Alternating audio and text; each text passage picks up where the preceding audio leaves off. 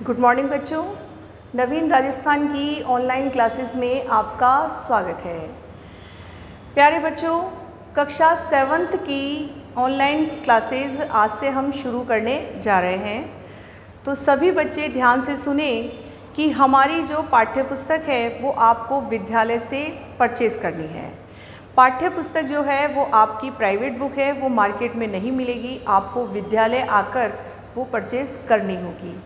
सभी बच्चों को A4 साइज की लगभग 200 पेज की कॉपी भी बनानी है, क्योंकि हम जो यहाँ पढ़ेंगे उसको नियमित रूप से आपको होमवर्क में करना है। जो भी आपको पढ़ाया जाएगा, पढ़ने के बाद उसको अच्छे से समझते हुए साथ के साथ जो प्रश्न करवाए जाएंगे आप उन्हें रफ कॉपी में उतारेंगे और फिर उन्हें समझकर अपनी फेयर कॉपी में सुंदर लेख का प्रयोग करते हुए उनके आंसर लिखेंगे। जैसे कि बच्चों आप सब अच्छे से जानते हैं कि कोई भी चैप्टर जब हम शुरू करते हैं तो सबसे पहले हमें उसमें उसके कवि से संबंधित कुछ भी 5-6 पंक्तियाँ लिखनी चाहिए। जो आप पढ़ रहे हैं उसके लिखने वाले का संक्षिप्त परिचय आपके पास होना चाहिए। तो हमारी पाठ्य पुस्तक जो है बच्चों, उसका नाम है उत्सवी हिंदी पाठमाला अभ्यास पुस्तिका कक्षा 7 के लिए। ये आपको विद्यालय से लेनी है। इस पाठ्य पुस्तिका में जो पहला आपका चैप्टर है वो एक कविता है। हर पुस्तक में पहली जो कविता होती है वो एक ईश्वरीय वंदना के रूप में या एक नव चेतना के रूप में दर्शाई जाती है। तो हमारी पाठ्य पुस्तिका में जो पहला चैप्टर है उसका शीर्षक है पुनः नया निर्माण करो। अब पुनः का मतलब होता है दोबारा, नया यानी कुछ अलग, निर्माण यानी कुछ बनाना और करो यानी करना। तो इस प्रकार से जो ये शीर्षक है कि पुनः नया निर्माण करो, ये आप में एक उत्तेजना, एक उत्साह भर देगा और ये आपको बताएगी कविता कि जीवन में कभी भी हमें निराश नहीं होना चाहिए। तो बच्चों, पहले हम संक्षिप्त परिचय जो कवि के बारे में है वो बता देते हैं। आप ध्यान से सुने कि आपकी ही पाठ्य पुस्तिका में प्रश्नोत्तरों के उपरांत कवि परिचय दिया हुआ है। आपकी इस कविता के जो कवि हैं उनका नाम है द्वारिका प्रसाद माहेश्वरी। अब द्वारिका प्रसाद माहेश्वरी का जन्म 1916 में आगरा के पास रोहता गांव में हुआ था। बच्चों, ये सरकारी नौकर थे और इन्होंने आजीवन नौकरी भी की और नौकरी करते हुए उन्होंने अपने कवि जीवन को नष्ट नहीं होने दिया। ये निरंतर रूप से लिखते रहे और ऐसा कहा जाता है कि इन्होंने अपनी एक आत्मकथा भी लिखी, जिस आत्मकथा का नाम है सीधी राह चलता रहा। इन्होंने अनेक कविताएं लिखी और साहित्यिक जीवन में इनका विशेष रुझान रहा, इसलिए साहित्य कृतियाँ इनके तरफ से निरंतर बाजार में उपलब्ध होती रहीं। ये द्वारिका प्रसाद माहेश्वरी जो हैं लगभग अपने जीवन के अंतिम क्षणों तक अपनी आत्मकथा को लिखते रहे और कहा जाता है कि अपनी मृत्यु से 2 घंटे पहले ही इन्होंने अपनी आत्मकथा पूरी की थी। 21 अगस्त 1998 को आपका निधन हो गया। इन्हीं के द्वारा जो कविता रचित है जिसका शीर्षक है पुनः नया निर्माण करो, ये कविता आज हम पढ़ेंगे। बच्चों, प्रकृति में हर परिस्थिति, हर समस्या का कोई ना कोई समाधान होता ही है। जैसे कि हम सभी बच्चे हर आने वाली प्रकृति का खुलकर सामना करते हैं और हर समस्या का डटकर सामना करते हैं, ठीक उसी प्रकार ये कविता हम में ये जोश भरती है कि जीवन में चाहे कैसी भी विपत्ति क्यों ना आ जाए, हमें किसी भी विपत्ति से घबराना नहीं चाहिए। प्रकृति का कण कण आपको इस बात की चेतना प्रदान करता है, आपको इस बात का संदेश देता है कि जीवन में यदि हम आशावान बने रहें तो कोई भी विपत्ति हमारा कुछ भी नहीं बिगाड़ सकती है। एक काम करने का जुनून होना चाहिए, ऐसा जुनून कि जो हमारे हर प्रकार की समस्या के आगे ऐसा बढ़कर खड़ा हो जाए कि फिर हमें हर समस्या अपने जुनून के आगे तुच्छ दिखाई दे, बहुत छोटी दिखाई दे। बच्चों, बहुत लंबे समय के उपरांत आप इस कविता को पढ़ रहे हैं। काफ़ी समय आपने घर पे मस्ती की है, लेकिन बच्चों, इस बीमारी के लंबे लॉकडाउन के बाद पता नहीं नियमित कक्षाएं कितने समय बाद चालू हों, तो आपको इसको बहुत ध्यान से पढ़ते हुए और इसके प्रश्नों के उत्तर आपको कॉपी में करने ही हैं, साथ के साथ उन्हें याद भी करना है। इसलिए अब आलस्य का त्याग करो, क्योंकि ये कविता आपको यही संदेश देती है कि भारत माता के जो वीर सपूत हैं, जैसे वो हर संभव हर समस्या से लड़ते हुए अपनी देश की रक्षा करते हैं, ठीक उसी प्रकार भारत के छोटे छोटे बालक जो सुबह सुबह उठकर अपने नित्य क्रियाकर्म को समाप्त करके विद्यालय जाते हैं, जो सरस्वती का ज्ञान मंदिर है, और विद्यालय में जाकर जिस प्रकार से वे शिक्षा प्राप्त करते हैं और जीवन के उच्च मूल्यों को प्राप्त करते हैं, ऐसे संस्कारवान बालक बनने के लिए हमें जीवन में कोई लक्ष्य साधना ही होगा। बिना लक्ष्य के बच्चों कोई भी जीवन सफल नहीं होता है। यदि आज आपसे कह दिया जाए कि बच्चों बिना पढ़े ही आपको परिणाम मिल जाएगा और आपको मार्कशीट मिल जाएगी, आप पास कर दिए जाएंगे, तो निश्चित है कि आप कोई भी कर्म नहीं करेंगे। लेकिन जीवन ऐसा नहीं होता बच्चों। जीवन में हमें जो कुछ भी करना है उसके लिए हमको कोई कर्म तो करना ही पड़ेगा, क्योंकि बिना कर्म के कोई भी लक्ष्य प्राप्त नहीं होता है। तो आज से ही और अभी से ही हमको पुनः नया निर्माण करने का, एक नया देश बनाने का एक ऐसा जुनून, एक ऐसी आशा, एक ऐसा उत्साह अपने अंदर भरना है, जिससे हम अपने देश में और अपने जीवन काल में आने वाली हर समस्या का डटकर सामना करें। बच्चों, ये कविता प्रकृति के हर छोटे बड़े प्राणियों, जिन प्राणियों ने हर तरह से अपने जीवन में अपने लक्ष्य को पाने के लिए जिस प्रकार से समस्या का हल ढूंढा है और अपनी प्रगति को प्राप्त किया है, ठीक उसी प्रकार से हमें उनसे कुछ सीखना चाहिए। जैसे एक छोटी सी चींटी अपने अन्न के दाने को प्राप्त करने के लिए अपने लक्ष्य पर चल पड़ती है और किसी की बात नहीं सुनती है, 9 कोस तक की उसको मिठाई की खुशबू सुनाई देती है और वो जिस प्रकार अपने लक्ष्य को प्राप्त कर लेती है, ठीक उसी प्रकार से हमें भी जीवन में आशावान होना चाहिए, उत्साह से भरा होना चाहिए। जीवन में जोश समाप्त नहीं होना चाहिए और हर जोश को हमें अपने जीवन का लक्ष्य बनाकर अपने लक्ष्यों को प्राप्त करना चाहिए। तो बच्चों, सबसे पहले आप अपनी कॉपी में जब कॉपी बनाएंगे तो पहला प्रश्न जिस पर आप अपने नामांकन करेंगे, कक्षा लिखेंगे, वर्ग लिखेंगे, इसके उपरांत कॉपी का पृष्ठ पेज पर श्री गणेशाय नमः लिखकर आप अपना कार्य प्रारंभ करेंगे। तो उसमें पहले चैप्टर का शीर्षक डालें, दिनांक डालें और सबसे पहले लिखें कवि परिचय। जो कवि परिचय आपकी पाठ्य पुस्तक में प्रश्नों के उपरांत दिया हुआ है, ये 4-5 लाइन आपको अपने चैप्टर को शुरू करने से पहले लिखनी है। कवि परिचय हेडिंग डालकर आपको जो कवि परिचय मैंने बताया है आपको कॉपी में लिखना है। उसके बाद बच्चों आपको क्या करना है, जो शब्दार्थ किताब के पीछे दिए हुए हैं इन शब्दार्थ को भी कॉपी में लिखना है और लिखकर इन्हें याद भी करना है।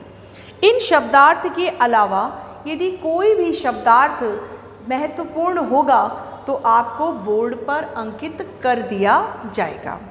तो बच्चों ये ध्यान देना है कि हमको किसी भी प्रकार से जीवन में निराश नहीं होना चाहिए, क्योंकि निराशा आशा के द्वार बंद कर देती है।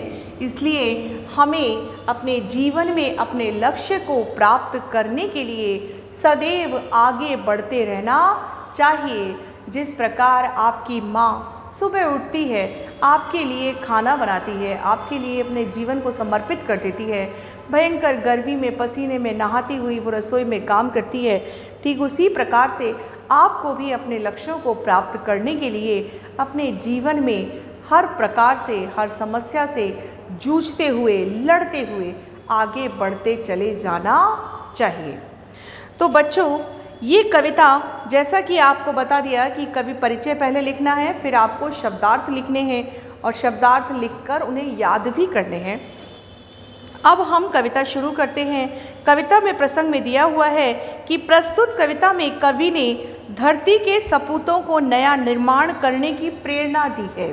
जैसा कि पाठ्य पुस्तक में ऊपर ही ऊपर एक बॉक्स में इंगित किया गया है कि वो आपको क्या बताना चाहता है कि हे देश के सपूतों, नया निर्माण करने की प्रेरणा दी है। सपूतों को नए सवेरे के साथ ही नव युग का सूत्रपात करना चाहिए। उन्हें ज्ञान के दीपक जलाकर नई उमंग, तरंग और नई आशा के साथ नई मंगलमयी ध्वनियों से धरती को गुंजायमान करना चाहिए। कविता का उद्देश्य धरती पर सबकी खुशहाली लाने की भावना जागृत करना है। बच्चों, आपको बताया गया कि प्रकृति में हर कण कण में विराजमान छोटे से छोटा जीव भी हमें ये बताता है कि उसने अपने जीवन का लक्ष्य साध रखा है। बिना लक्ष्य के जिस प्रकार तीर भी किसी भी दिशा में चला जाता है, उसी प्रकार मानव जीवन भी भटक जाता है। हमें भी अपने जीवन का लक्ष्य साधना है और हमारे जीवन का लक्ष्य क्या होना चाहिए? पुनः नया निर्माण करो, अर्थात अपने देश में नए निर्माण की प्रेरणा लेकर हमें जीना चाहिए। जहाँ चींटी लक्ष्य को प्राप्त करती है, भंवरा गुन गुन गुन करता हुआ मधुर स्वरों से हमें गुंजायमान करता है। जहाँ पक्षी डाल डाल पर बैठ बैठ कर हमें अपने गीत सुनाते हैं, संगीत के स्वरों से भाव विभोर कर देते हैं। जहाँ पेड़ों पर उगते हुए नए नए पत्ते हमें प्रकृति की खुशहाली का संकेत करते हैं। जहाँ पेड़ से झड़ते हुए पीले पत्ते हमें मृत्यु का संदेश देते हैं। जीवन में जहाँ जन्म शाश्वत है तो वहीं मृत्यु भी शाश्वत है। हर जन्म के साथ मृत्यु होना निश्चित है। ठीक उसी प्रकार युग युग से जहाँ फूल खिलते हैं और फूल सुगंध फैलाने का संदेश देते हैं, उनके जीवन का लक्ष्य जहाँ फूल को, खुशबू को बिखेरना है, ठीक उसी प्रकार प्रकृति के कण कण से हमें, प्रकृति के नए नए जीवों से हमें वो लक्ष्य लेना है जो लक्ष्य उन्होंने अपने छोटे से जीवन काल में निर्धारित किया है। तो मानव जीवन जो इतने ऋतुओं तक जीवन जीते हुए अपनी कलाओं को दिखाते हुए ये स्पष्ट करता है कि मानव जीवन भी आत्म प्रेरणा से भाव विभोर होते हुए और धरती पर एक नया निर्माण करने की कला रखनी चाहिए। तो बच्चों, हम ये कविता शुरू करते हैं। उठो धरा के अमर सपूतों, पुनः नया निर्माण करो। कवि कहता है कि उठो धरा के अमर सपूतों, पुनः नया निर्माण करो। जन जन के जीवन में फिर से नई स्फूर्ति, नव प्राण भरो। कवि क्या कह रहा है कि धरा यानी धरती के अमर सपूतों, तुम अपने शस्त्रों को उठाकर, अब शस्त्र कौन से? जो युद्ध भूमि में सैनिकों के पास होते हैं वो नहीं, अपने हाथ रूपी शस्त्र। कि हे देश के अमर सपूतों, अमर का मतलब होता है जो कभी ना मरे, अर्थात जीवन मरता है, मनुष्य मरता है, लेकिन उसके कर्म कभी भी नहीं मरते हैं। तो हे धरा यानी धरती के जो अमर सपूत हैं, सपूत यानी अच्छे काम करने वाले पुत्र, तो जो अमर सपूत हैं वो इस धरती पर कोई नया निर्माण करें। अर्थात हर कार्य तो हर मनुष्य कर लेता है, लेकिन कुछ ऐसा करके दिखाएं जिससे हमारा नाम इतिहास में अमर हो जाए। जन जन के जीवन में फिर से नई स्फूर्ति, नव प्राण भरो। ऐसा आपके अंदर एक जोश होना चाहिए, एक उत्साह होना चाहिए। जो जोश और उत्साह और लोग भी देखें तो उनको लगे कि जीवन में थक कर बैठ जाना कहीं भी समझदारी नहीं है और हमें डटकर हर समस्या से लड़ना है जब तक कि सफलता प्राप्त ना हो जाए। तो जन जन का मतलब है हर मनुष्य में हमें एक ऐसे जीवन का संदेश भरना है, एक ऐसी स्फूर्ति यानी ऐसी ताजगी, एक ऐसे आगे बढ़ने का चाव बढ़ना है कि फिर उनके अंदर जो निराशा भरी एक जीवन थे उसमें नए प्राणों का संचार हो जाए। बच्चों, ये पहला जो आपका पैराग्राफ है ये इस बात को स्पष्ट करता है कि इस धरती के अमर सपूत किसी भी प्रकार से, किसी भी समस्या से निराश ना हो और हर पल अपनी हर समस्या का डटकर सामना करें। नया प्रात है, नई बात है, नई किरण ज्योति नई, नई उमंगे, नई तरंगे, नई आस है सांस नई। कवि कह रहा है कि देखो बच्चों, नया प्रातःकाल है। जीवन में हर रात के बाद सुबह आती है। जब हर रात के बाद सुबह आती है और वो हर सुबह कुछ नई सी दिखाई देती है, वो तभी नई दिखाई देगी जब आपके अंदर काम करने का एक जुनून होगा, जब आपके अंदर काम करने का एक जोश होगा तो आपको हर सुबह नई दिखाई देगी और नई बात भी दिखाई देगी। ऐसा ना हो कि वही मरे मरे से हम बिस्तर से खड़े हो जाएं और खड़े होकर वैसे ही हल्के फुल्के हाथों से ब्रश करें और फिर उसी आलस्य के साथ हम अपने जीवन के क्रियाकलाप शुरू करें। ये जीवन में नहीं होना चाहिए। जिस प्रकार सूर्य कभी हारता नहीं है, रोज निकलता है। हम तो रोज संडे मनाते हैं लेकिन उनका कोई संडे नहीं होता। जिस प्रकार सूर्य और चंद्रमा अपनी नियमित गति को बनाए रखते हैं, हर रोज आकाश में उदय होते हैं और हर रोज अपने प्रकाश से प्रकृति के कण कण को ऊर्जावान बनाते हैं, उसी प्रकार से ये नया प्रातःकाल आपको ये संदेश देता है कि हम में भी हर सुबह कुछ नई बात करने का, अर्थात कुछ नया कार्य करने का एक जोश होना चाहिए। जैसे सूर्य की हर किरण नई होती है, जिस प्रकार उसकी ज्योति नई होती है, कहीं भी ऐसा नहीं लगता कि पिछले दिन की कोई धुंधलाहट उसमें दिखाई दे रही है। जिस प्रकार वो सभी को अपने प्रकाश से आनंदित कर देती है, ठीक उसी प्रकार से हमारे अंदर भी हर सुबह कुछ नया करने का, कुछ आनंदित होने का एक जोश होना चाहिए। नई उमंगे, नई तरंगे, नई आस है सांस नई। हमारे अंदर नई उमंगे होनी चाहिए। उमंग कभी फीकी नहीं पड़नी चाहिए बच्चों, क्योंकि यदि उमंग फीकी पड़ जाएगी तो ये समझ लो जीवन निराश हो जाएगा। जिस जीवन में हम पहले से ही ये सोच लेते हैं कि हम सफल नहीं होंगे, हमारा कार्य पूरा नहीं होगा, तो फिर हम कभी भी सफल नहीं हो सकते। क्योंकि सकारात्मक सोच इंसान की पहली विकास की सीढ़ी है। आप किसी भी सफलता के लक्ष्य पर ये सोचते हुए कि आप कभी भी विफल नहीं होंगे, असफल नहीं होंगे, तभी आप हर प्रकार से अपने लक्ष्य को प्राप्त कर सकते हैं। नई उमंगे, नई तरंगे, नई आस है सांस नहीं। कवि कहता है जिस प्रकार से सूर्य की किरण में एक नया जोश होता है, उसी प्रकार हमारी उमंगों में भी एक नया जोश होना चाहिए। वो फीकी सी नहीं होनी चाहिए।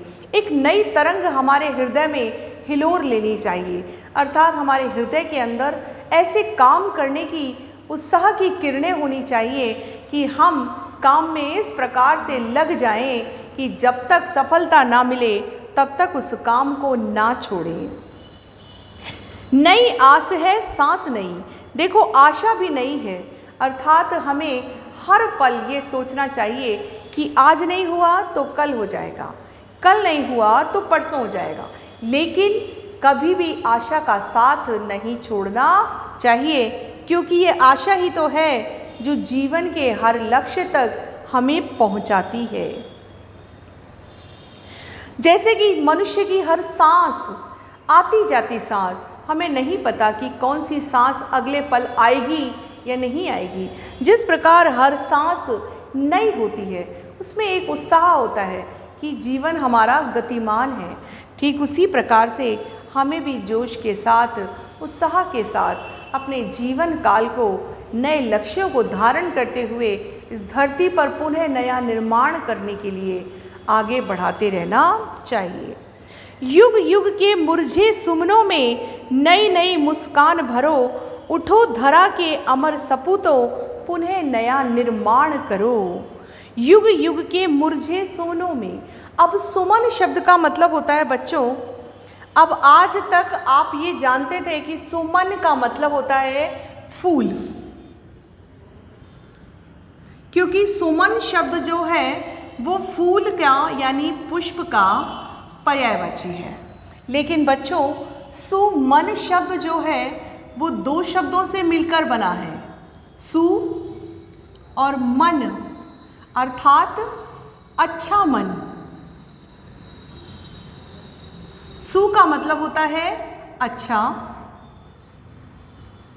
मन यानी सकारात्मक,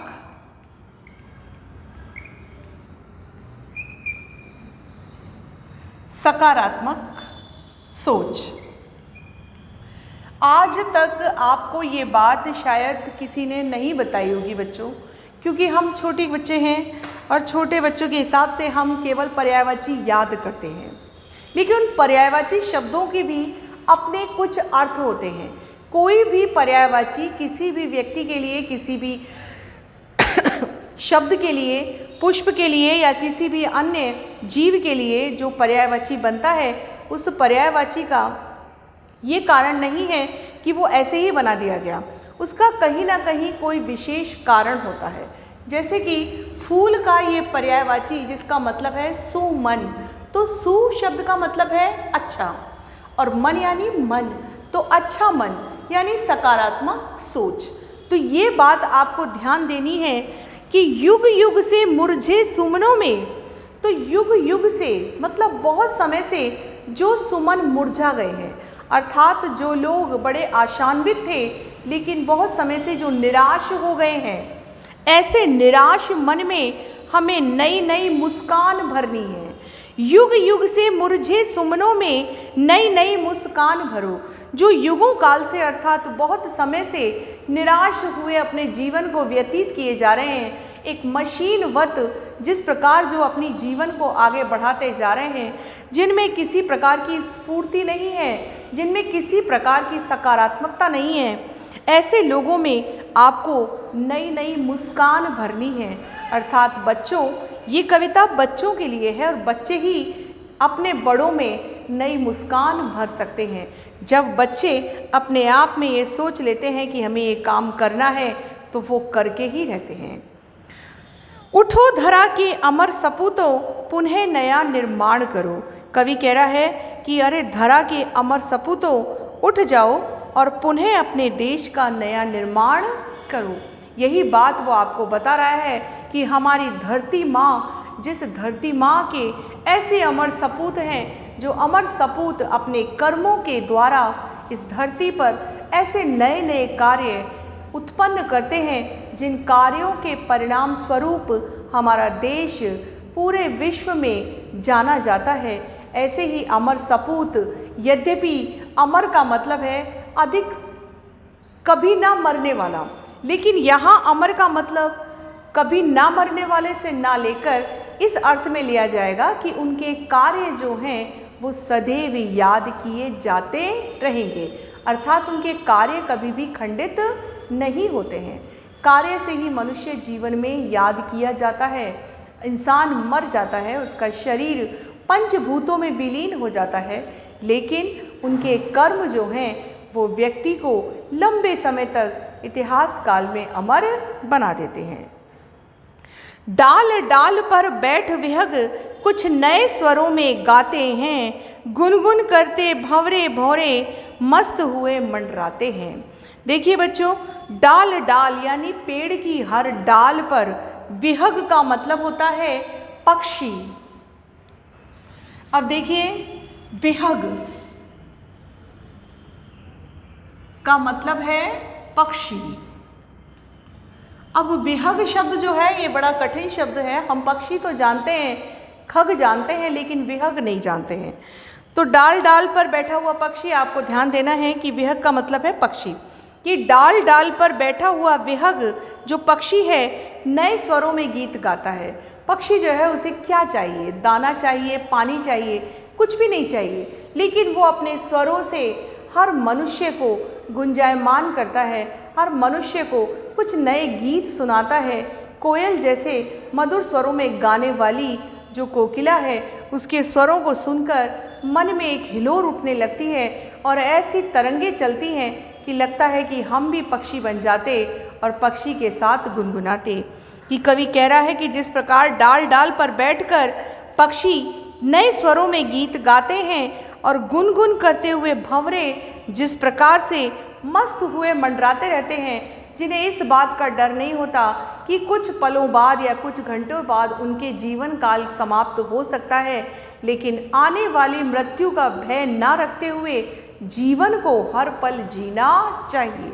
बच्चों, ये कविता पूर्ण रूप से इस बात को स्पष्ट करती है कि जीवन का हर पल कर्म करते समय ये सोचकर करना चाहिए कि पता नहीं अगला पल हमें प्राप्त हो या ना हो। कर्म तो ये सोच के करो, और जब आप जीवन जी रहे हो तो हर पल इतने आनंद के साथ जियो और हर कार्य इतने आनंद के साथ करो कि आपको लगे कि जीवन में अभी बहुत कुछ देखना बाकी है। तो जीवन की ये नई उमंग आपको ये बात स्पष्ट करती है कि जीवन में नए निर्माण का जोश होना चाहिए। वो निर्माण कार्य आपके जीवन से संबंधित हो सकता है, आपके समाज से संबंधित हो सकता है, आपके देश से संबंधित हो सकता है, किसी भी काल परिस्थिति से संबंधित हो सकता है। हमें निर्माण का अर्थ लेना है कुछ नया करने से। जैसे पक्षी हर दिन नया होता है, किरण हर दिन नई होती है, जिस प्रकार फूल हर दिन नया होता है, जिस प्रकार भंवरे का स्वर हर दिन नया होता है, जिस प्रकार हर सुबह एक नया संदेश लेकर आती है, ठीक उसी प्रकार से हमें भी बीते हुए समय की परेशानियों को वहीं भूलकर अपने हर नई सुबह की शुरुआत एक नए जोश और उत्साह के साथ करनी चाहिए। नवयुग की नूतन वीणा में नया राग नव गान भरो। नवयुग की नूतन वीणा में नया राग नव गान भरो। उठो धरा के अमर सपूतों पुनः नया निर्माण करो। कवि कह रहा है कि नए युग की नूतन वीणा में, देखो वीणा बच्चों आप अच्छे से जानते हैं कि एक वाद्य यंत्र है। वीणा एक वाद्य यंत्र है जिसको बजाने से बड़े अच्छे स्वर जो कानों को आनंदित कर देते हैं, ऐसे स्वर सुनाई देते हैं। तो कवि कह रहा है कि आज का युग नया है। कवि ने युग को नया क्यों कहा है? हम कंप्यूटर के युग में, इंटरनेट क्रांति के युग में जीने वाले लोग हैं, तो आज का युग जो है वो नया है। तो हमें एक नई वीणा बनानी है, अर्थात ये नई वीणा क्या है? जिसके स्वर हमारे कानों को अच्छे लगें। अब ये नया राग और नया गान क्या है? जो नई वीणा से उत्पन्न होगा। अब यहाँ वीणा बनाने का अर्थ वीणा बनाने से नहीं है, इसका अर्थ है कि हमारे हृदय में ऐसे उत्साह होना चाहिए कि उससे वीणा के तार बजें। पक्षी के स्वरों से हमें प्रेरणा लेनी है, हमें भंवरे की गुंजन से प्रेरणा लेनी है, नई किरण से प्रेरणा लेनी है, और हर पल हर क्षण हमें आगे बढ़ने का और एक नया निर्माण करने का उत्साह रखना है। कवि कहता है कि उठो धरा के अमर सपूतों पुनः नया निर्माण करो, अर्थात हमारी धरती माँ के जो सपूत अपने कर्मों से जाने जाते हैं और मरने के बाद भी जो अमर हो जाते हैं, ऐसे धरा के अमर सपूतों अपने देश में फिर ऐसा कुछ नया करो कि हमारे देश को पूरे विश्व में अपने कर्मों से जाना जाए। बच्चों, ये कविता हर पंक्ति में आप में एक नए जोश का संकेत कर रही है। कविता में हर उदाहरण ये बात स्पष्ट करता है कि हमें अपनी कविता के माध्यम से एक ऐसा जोश बनाए रखना है कि जीवन में कभी निराश नहीं होना चाहिए। जीवन का हर पल कुछ करने के लिए होता है, इसलिए हमें कर्म करते हुए डरना नहीं चाहिए।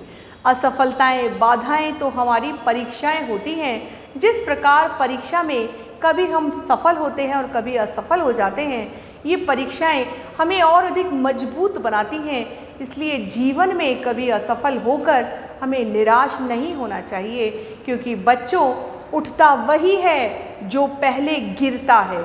यदि गिरोगे नहीं तो उठोगे कैसे? इसलिए उठने का जो आनंद है वो गिरने के बाद ही आता है। ठीक उसी प्रकार सफलता का जो आनंद है वो असफल होने के बाद ही प्राप्त होता है। कली कली खिल रही इधर, वह फूल फूल मुस्काया है। धरती माँ की आज हो रही नई सुनहरी काया है। कली कली खिल रही इधर। बच्चों, कवि कह रहा है कि देखो, आपको वो मुरझाया हुआ फूल नहीं देखना है। बागीचे में यद्यपि मुरझाए हुए फूल भी होते हैं। कवि ने पहले संकेत कर दिया कि उन मुरझाए हुए फूलों में हमें आशा का संचार करना है, अर्थात जो जीवन मुरझा चुके हैं, जो मनुष्य निराश हो चुके हैं, उन्हें हमें आशान्वित करना है। अब यहाँ वो क्या संकेत कर रहा है कि बागीचे में जो कली कली खिल रही है, जो हमें एक नए जीवन का संकेत कर रही है कि यही कली आगे जाकर एक फूल बनने वाली है, जो बागीचे को महकाने वाली है। उस कलियों को देखकर हमें ये अंदाज़ा लगा लेना चाहिए कि जीवन में कोई भी कर्म जो हम कर रहे हैं, वो कर्म कभी ना कभी अपना रंग अवश्य लाएगा। जिस प्रकार कली खिलेगी तो फूल भी बनेगी, और फूल बनकर वो मुस्काएगी भी। ठीक उसी प्रकार से धरती माँ की आज हो रही नई सुनहरी काया है। उसी प्रकार से धरती माँ जो है वो फूलों के सुनहरे स्वर्ण के कारण आज सुनहरी काया से युक्त हो गई है। तो बच्चों, धरती माँ की सुनहरी काया का क्या कारण है कि धरती माँ जो है उसमें तरह तरह के फूल जो उत्पन्न हुए हैं, वो तरह तरह के सुनहरे फूल ये संकेत करते हैं कि धरती जो है वो सोने जैसी दिखाई दे रही है। नूतन मंगलमय ध्वनियों से गुंजित जग उद्यान करो। कवि कह रहा है कि नूतन मंगलमय ध्वनियों से गुंजित जग उद्यान करो। उठो धरा के अमर सपूतों, पुनः नया निर्माण करो।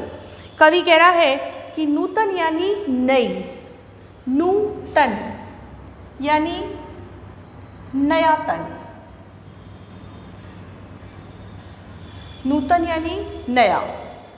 नूतन मंगलमय ध्वनियों से गुंजित जग उद्यान करो। कवि कह रहा है कि हमें नई मंगलमय, जिस प्रकार विवाह के कार्यों में मंगलमय ध्वनि यानी शहनाई की ध्वनि बजती है, उसी प्रकार से हमारे जीवन के हर क्षण में मंगलमय ध्वनियों का संचार होना चाहिए।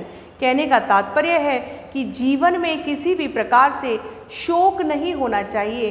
हर पल आनंद की सीमा ही दिखाई देनी चाहिए। गुंजित जग उद्यान करो। हमें जग रूपी उद्यान, अब देखिए बच्चों, इसमें उद्यान ऐसे लिखा है, कहीं कहीं किताबों में उद्यान ऐसे होता है। आपको ध्यान देना है कि ये वाला जो आप द बोलते हैं, इसमें आधा द होता है और य होता है, और साथ में मिलाकर लिखते हैं तो इसको इस रूप से लिखा जाता है। द आधा होता है और य पूरा होता है, तब उसको हम ऐसे डंडा लगाकर ध के रूप में बनाते हैं। अब यहाँ आपकी पुस्तक में उद्यान ऐसे ही लिखा है, तो आपको ध्यान देना है कि उद्यान ऐसे पढ़ना है। गुंजित जग उद्यान करो। हमें जग रूपी उद्यान गुंजायमान करना है। अर्थात हमारे संसार रूपी उद्यान में जिस प्रकार भंवरे गुन गुन गुन करते हुए एक ऐसे संगीत से सर्वव्यापी मनुष्य की पीड़ाओं को कुछ समय के लिए समाप्त कर देते हैं, ठीक उसी प्रकार हमें भंवरे की उस गुनगुन से ये संकेत, ये संदेश लेना चाहिए कि जीवन में किसी भी निराशा से निराश ना होते हुए संसार की पीड़ाओं का नाश करने के लिए भंवरों की भांति गुनगुन करते रहना चाहिए। अर्थात संगीत से अपने जीवन को विभूषित करना चाहिए।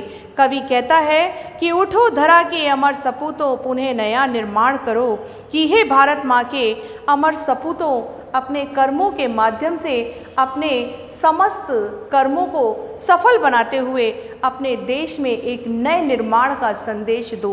तो बच्चों, आज हमने पूरी कविता तो अभी नहीं हुई है, लेकिन जितनी पढ़ी है आपको इस कविता का अभी कोई हिंदी अर्थ नहीं लिखना है।